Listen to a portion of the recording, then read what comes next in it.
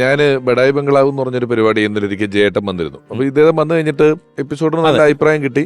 ഇത് എപ്പിസോഡ് നന്നായതിന്റെ അഹങ്കാരം എനിക്കുമുണ്ട്. അപ്പൊ ഇത് കഴിഞ്ഞിട്ട് വിദേശത്തൊരു പരിപാടിക്ക് സ്റ്റേജിന്റെ ബാക്കിലിരിക്കുമ്പോൾ ഞാൻ ചെന്നിട്ട് ചേട്ടനോട് പറഞ്ഞു, ചേട്ടാ നമ്മുടെ എപ്പിസോഡ് വളരെ നന്നായിരുന്നു, നോക്കി അതല്ല ശരിക്കും വേണ്ട റിയാക്ഷൻ, നന്നായതല്ലേ? അപ്പൊ ഞാൻ ഒന്നുകൂടെ പറഞ്ഞു, അത് വളരെ നന്നായിരുന്നു, ഒരുപാട് പേര് നല്ലതാണെന്ന് പറഞ്ഞു.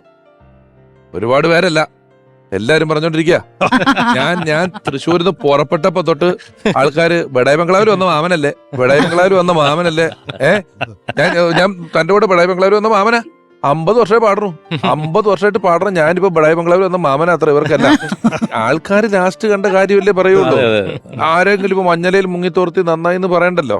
ഏറ്റവും അപ് ടു ഡേറ്റ് ആയിട്ട് കണ്ടൊരു കാര്യം എന്നുള്ള നിലയിൽ പുറത്തിറങ്ങുമ്പോൾ ആൾക്കാർ ഇത് പറയുകയാണ്, ബഡായി ബംഗ്ലാവ് കണ്ടു, ബഡായി ബംഗ്ലാവ്. ഇതിന് ദേഷ്യമായി, 50 വർഷമായിട്ട് പാടണേ, എവിടെ കണ്ടാലും ബഡായി ബംഗ്ലാവ്. അപ്പൊ ഞാനും ചേട്ടന്റെ അടുത്ത് ഇരുന്നിട്ട് ഒരു 10 മിനിറ്റ് കൊണ്ട് ഇത് പറഞ്ഞ് ചേട്ടൻ അതുകൊണ്ടല്ല, അത് കണ്ട പരിപാടി കണ്ടു എന്ന് അറിയിക്കുന്നതാണ്, അല്ലാതെ അതിൽ വന്ന ആളെന്നുള്ള അർത്ഥത്തിലല്ല പറഞ്ഞ മനസ്സിലാക്കി.